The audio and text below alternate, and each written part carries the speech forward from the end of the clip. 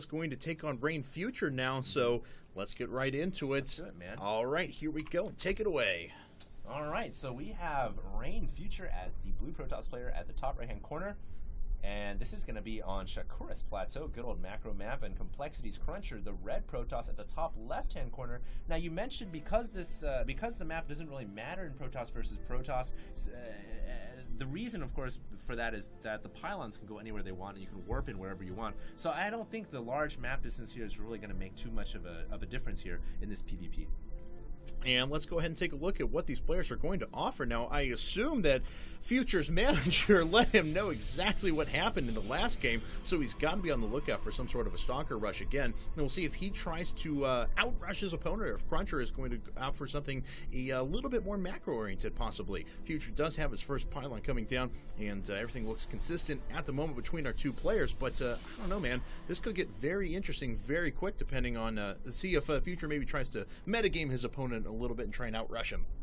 Yeah, if he tries to go for a 3-gate stalker timing attack as well, that would be kind of interesting. Cruncher, of course, has that little trick up his sleeve, and no doubt, you know, when you're playing these team games, you're watching your teammates play. So I'm almost positive here that Future realizes that his previous teammate, Perfect, lost to that 3-gate stalker timing attack, and no doubt he's going to be prepared for that, and he's probably going to be a little bit more cautious, a little wary, and do his due diligence when it comes to scouting the enemy Protoss base. And I believe that was 13-gate 13 assimilator for Future, and that's going to put him, yeah, back one probe. So we did cut one probe to get that. I think our stream just went down, man. No, looks like we're still good to go. Don't worry about it. So, yep, we are still live. Have no worries.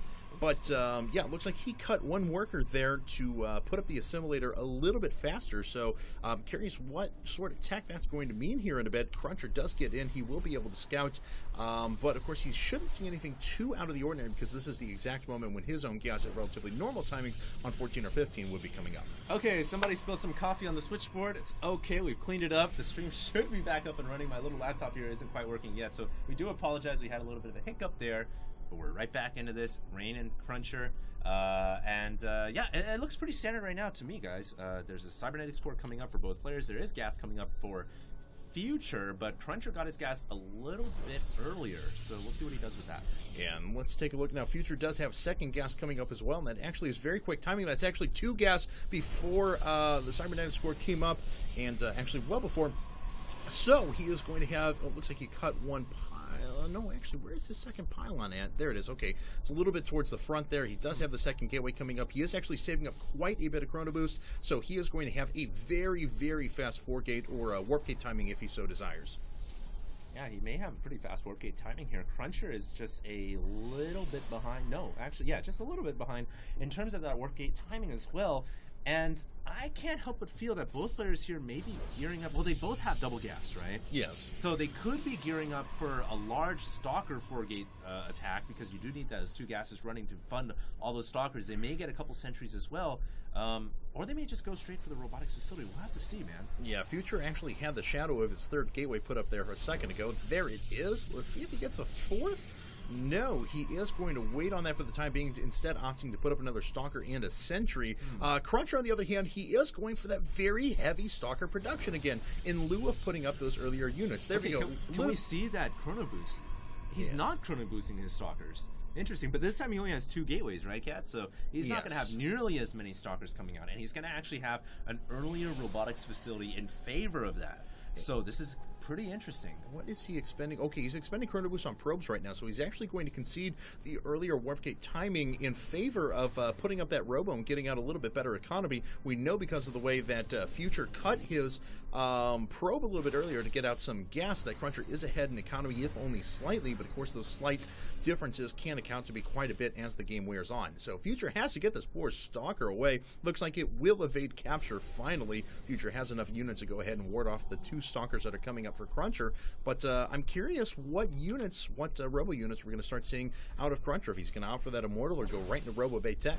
Well, you were, oh yeah, one of the stalkers that are going down in a great force field right there, locking another stalker zone. Rain Future takes a huge lead in this game, killing off 2 stalkers. You guys can see his supply now at 39 over, well, it was 31, now it's 39 over 35. But we were talking about a PvP being so volatile and so crazy. However, if you can get past that Warp Gate phase and go into the standard Colossus play, then things can get a little more interesting, and I think we're seeing both players play a macro game. And Cruncher actually going right into Robotics Bay Tech, so he is going to have 2-gate Robo with Colossi. Future instead going for the little more unit-heavy route. He does have his 3 gates down, and he's going into Immortals. So, his Immortals are going to be a lot more powerful in the short term, but again, this comes down to the fact that Rain Future is going to have an opening. He's going to have a window to attack, but if Cruncher is able to pull off this Robo Bay Tech for any significant period of time, then he is going to be more than fine, and his Colossi are going to deal a huge amount of damage. Well, the way we're looking at the game right now really is Cruncher is going to have a quicker Colossus. Obviously, his Colossus is building right now, and if you look in the production tab, Future is still building his support bay. However, Future, in lieu of getting that earlier Colossus, got a quicker Immortal. So what we're going to see here is faster Colossus for Cruncher and an additional Immortal for Future. So it's a little bit of interesting side games here. Both players are going to have a slightly different army composition.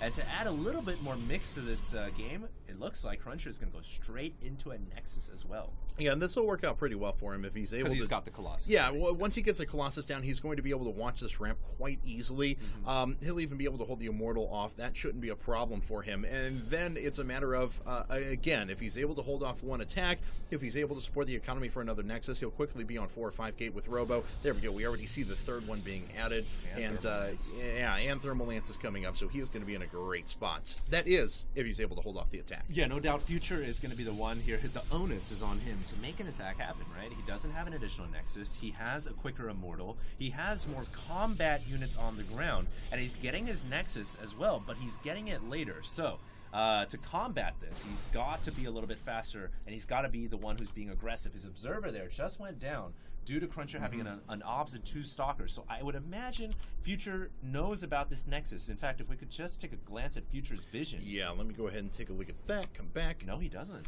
Well, but I'm kind of curious what he does see and what he assumes. I'm sure he has assumed the Nexus is coming up by now. Whether or not has it been earlier or later, and I'm sure he saw the support base, so I'm guessing he knows that the enemy Nexus is up a little bit earlier. And Cruncher does make his way in with his Observer, but we'll take a look at his vision here real quick. Yes, he definitely saw the Nexus coming up. He saw the unit's position at the front. Now, Future does have a lead in supply, and actually in workers, too. It looks like to support some of this technology, Cruncher was forced to cut workers, but of course he does have his next Nexus up. Once he starts double producing probes, well, he's got to start double producing probes before this Nexus comes in for Future. There we go. Finally, 2 coming up at once with the double Corona boost. He should be all right economically, but really, man, that extended Thermal Lance coming that much earlier is going to be a benefit if we see an engagement soon. Well, actually, what we're seeing here is just the little ins and outs, the little bit of advantages that each player had are now starting to even out over the blanket of a long game. As the game progresses longer and longer, those small incremental advantages, if you don't continue to capitalize on them, if you don't keep rolling that snowball down the hill, it doesn't get bigger. So everything kind of evening out a little bit right now. Both players at 84 and 84 supply exactly. Both players should have similar army sizes as well. Looks like that Stalker was really greedy for that probe, and he will end up getting it, but will he get out of there alive? Yeah. Yes, he will. Oh, man. So a little bit of tug of war. I always think that's funny because I always expect, okay, so you see a probe come across, then a Stalker chases it back, then 3 Stalkers chase it across, then I expect like a Colossus coming after it, and then carriers coming back the other way, and then a mothership coming in. Yeah, exactly. So this tug of war just keeps getting more ridiculous, just like something out of Looney Tunes. But Cruncher does put down the forward pylon, the first player in this match to do so. Looks like Future dropping down a couple of pylons inside of his base will be able to prevent units from running around the back of the middle line right there, but that's not going to be too big of a break, and we are just seeing a very, very macro-intensive PvP. Both players just sitting back, not really doing a lot of harassment. Well, Future doesn't need to attack now because he's still waiting for that Thermal Lance. There we go. Finally gets that Thermal Lance up and coming. And yeah, both players are just sitting back. They're waiting, buying time, really, until the next battle, when it should occur. Now, we do have more Warp Gates coming up. There's a little bit of diversion here, in fact. Future getting Twilight Council, Cruncher adding on more gateways. So we're going to see more technology for Future.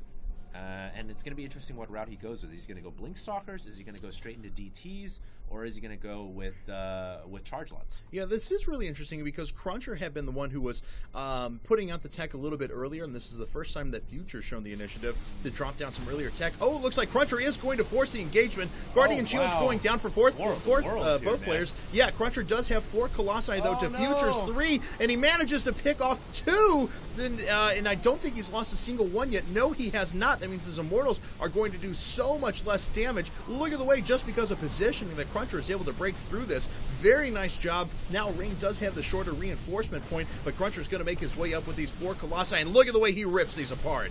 Oh my goodness, Cruncher taking a game off Future as well, and he's going to bring this series to 3-2.